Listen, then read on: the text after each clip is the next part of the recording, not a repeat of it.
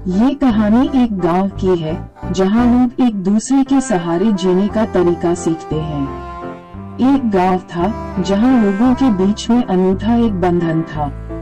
यहाँ के लोग एक दूसरे के साथ मेहनत करते, सहायता करते और एक दूसरे के साथ खुशियों और दुखों को बांटते थे। इस गांव की कहानी बहुत ही अनोखी थी। एक बार गांव में एक नया आदमी आया। उसका नाम श्री भलाराम था। श्री भलाराम बहुत ही निराशाजनक हालात में आया था। वह एक छोटे से गांव में दूर रहते थे, जहां उनका परिवार बीमारियों और तंगी में फंसा था। उन्होंने सोचा कि वो इस गांव में आकर नए जीवन की कोशिश करेंगे।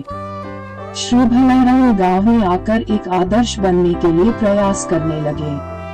वे हर काम में मेहनत करते, दूसरों की सहायता करते और सबके लिए प्रेरणा स्रोत बन गए।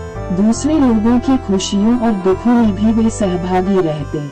एक बार गांव में बड़ा दुख का समय भी आया जब गांव के मुखिया का बेटा अचानक बीमार पड़ गया।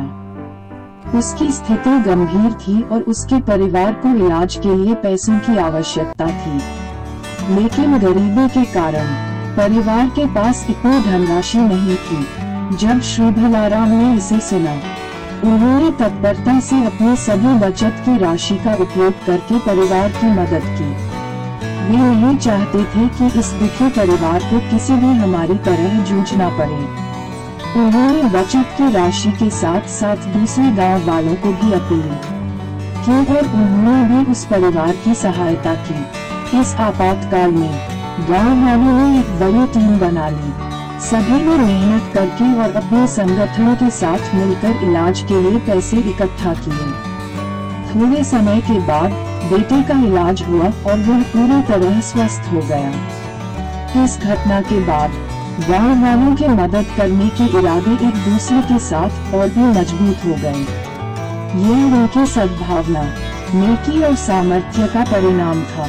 वे सभी ने समझा कि दूसरों की मदद करके ही हमारा असली लक्ष्य पूरा होता है। वह गांव अब एक परिवार की तरह था, जहां हर कोई एक दूसरे का सहारा था। यहाँ के लोग अपनी खुशियों और दुखों को साझा करते, एक दूसरे की मदद करते और अपने संघर्षों को साथ में झेलते थे। वे सब मिलकर इस दुनिया में एक सुंदर और समृद्ध जीवन जीने का तरीका सीख गए।